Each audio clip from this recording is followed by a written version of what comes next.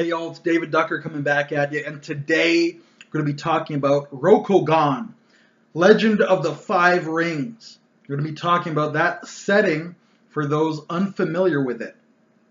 Just kind of a little primer if you're interested in exploring Rokugan and Legend of the Five Rings. What is Rokugan? Rokugan is feudal Japan if the kami were real. There's a little bit of China, there's a little bit of Korea mixed in there, but it's mainly based on Japan. So there are so many ways you can approach this. It's so deep and rich because it has so much history to draw off of, and it's changed it relatively little from the real history. You can approach it Game of Thrones style. There's 8 major clans to work with, give or take. I didn't actually count them, I estimated. But you've got the Crab Clan, the Phoenix Clan, the Unicorn Clan, the Mantis Clan, who I usually forget to mention. You've got the Scorpion Clan, the Spider Clan, and several others. The Lion Clan, can't forget them. Big Daddy Lion. And the Crane Clan. I believe that's all the major clans. And then you've got some darker clans as well out in the Shadowlands. But what you can do, Game of Thrones style, you have the 8 main clans.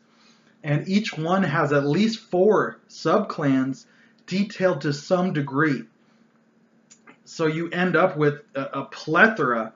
That's like 32 houses to work with, plus the Imperial House, plus the Darklands houses, plus the historical houses that have been destroyed in the backstory. And you can always make your own. So you can have this great web of politics. And they've got a beautiful map. And you can find multiple beautiful maps, in fact, from different editions that change very little. So that you can see, exactly where everybody is. You know, who's neighbors with who. If you want to invade this land, where do you have to pass through? Is it a mountain or a swamp? So you've got this great political map, this great geographical map. You got 32 clans to work with. You know, some greater, most lesser, but they're all there.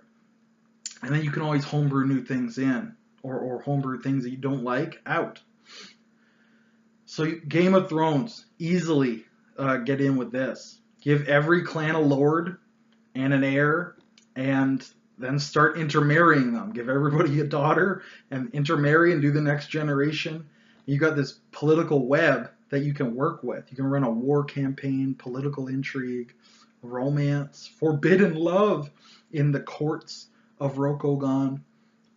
So you could run just on that alone.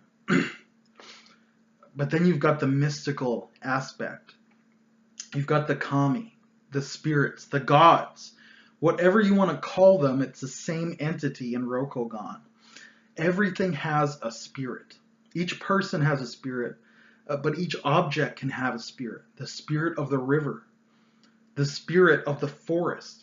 And if you've seen Princess Mononoke, you know what I'm talking about. The spirit of the horses on the plains, the spirit of the sky. And that will be a big spirit. The spirit of the sky will be tremendously powerful.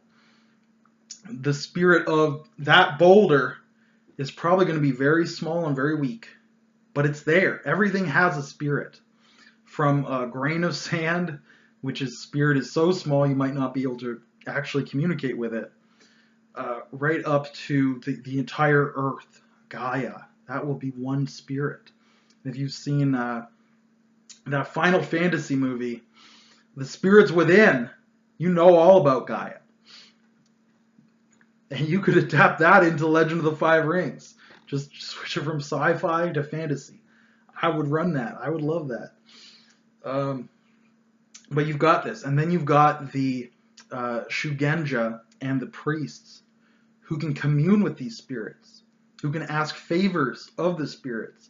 And that is the basis of the spell casting system in Legend of the Five Rings, is you invoke the spirits. You make deals with them. You try to get them to help you. And it's got a whole section, in fact, on role-playing the spirits for the GM. So that can be great role-playing, and it can affect the world. I think I've even got some L5R one-shots on my channel, live play style, where we deal with the spirit of a polluted river, and we dealt with the spirit of some Tengus who had been done dirty, and they were inflicting their wrath on the wrong party in this case, but it could be the right party in another case. If you start cutting down the tree, the spirit of that tree will be very upset, and the spirit of the forest may eventually become upset if you do it often enough. And you get this imbalance, so the priests have to bring things back into balance. They have to say, stop polluting the river, or the river will unleash demons and start eating us. And that would be horrible. And then if those demons come up, it's up to the priest to try to stop them. So that can be a whole game right there. Being a spirit medium, being a Shugenja, trying to bring the world into balance. That can be a whole campaign. Or you can just have those characters at the court, with the 32 clans. Each one will have their own Shugenja. And that also brings in the philosophy. The Legend of the Five Rings is based on the Book of Five Rings, which is based on the 5 elements of classical mythology, which did in fact make its way from Greece over to Japan eventually. And they've got a tremendous breakdown of that. We've got the solid conservative earth. If you want to talk to these solid conservative earth kami, you've got to approach them a certain way, and they will give you certain spells, potentially. You've got the flighty, mercurial, loving, happy, caring air spirits. Do you want to live your life in sympathy with them so that you care about, you have empathy for other people? That's a double-edged sword. It can make it easy to seduce someone, but it can make it easy to feel the pain of that someone's significant other. And you say, oh, I've ruined a marriage.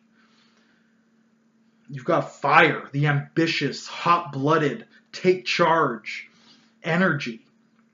And that, again, all of these can be good or they can be evil. And then water is practical, is almost like the balance, is saying, philosophy is great, but let's get down to business.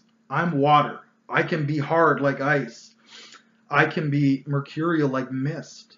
Or I can crash on the shore, just as devastating as fire. I can do it all. But what should I do in this situation right now?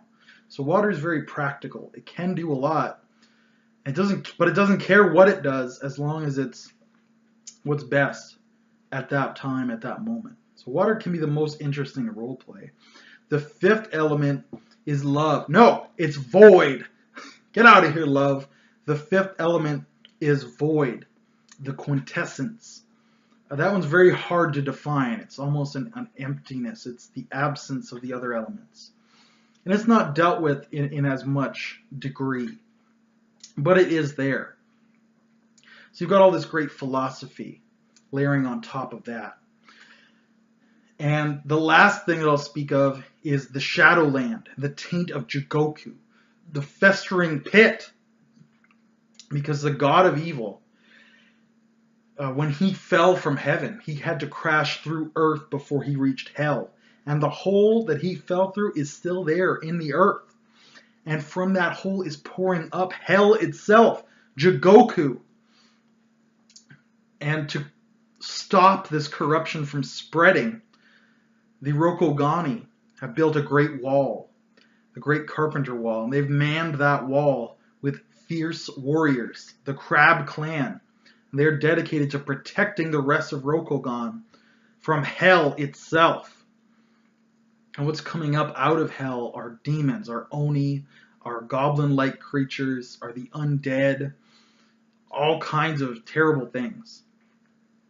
And the Crab Clan can be infected by this, but then use it against the god of evil.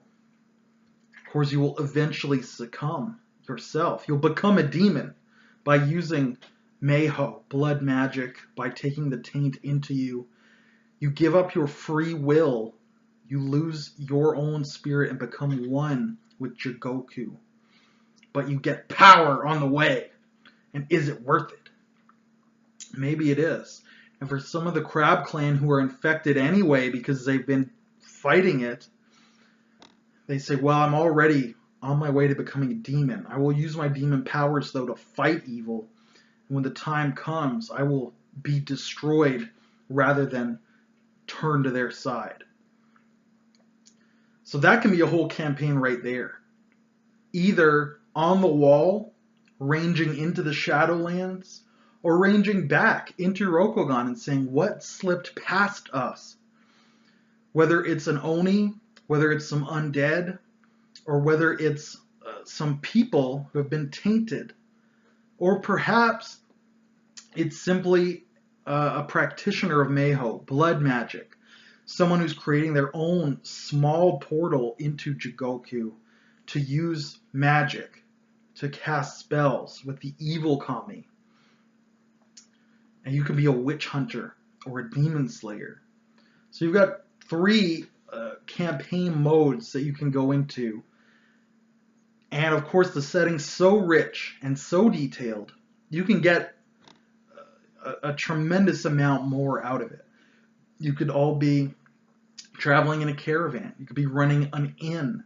You could be bandits off in the forest. Excuse me. You could be monks studying Kung Fu up in the mountains. There's an entire chapter dedicated to monks and their powers, getting it closer to Dragon Ball Z style. That's not my favorite thing to do, so I didn't peruse that chapter in great detail. But there's a huge list of powers and disciplines and martial arts schools you can get into. So you could be monks up in the mountains studying this. And then, of course, the evil monk, the cast-off, the one who leaves the school, who uses his super Kung Fu for evil. And you have to go down and lay the smackdown on him if he doesn't burn your monastery down first. So that's my overview on Rokugan, on Legend of the Five Rings. The rule set's great. The setting, even greater. I encourage everyone to check it out. Let me know in the comments below, what did I forget to mention? What do you love about the setting? What do you hate about the setting? And what have you done with the setting? And until I see you again, good day and good gaming.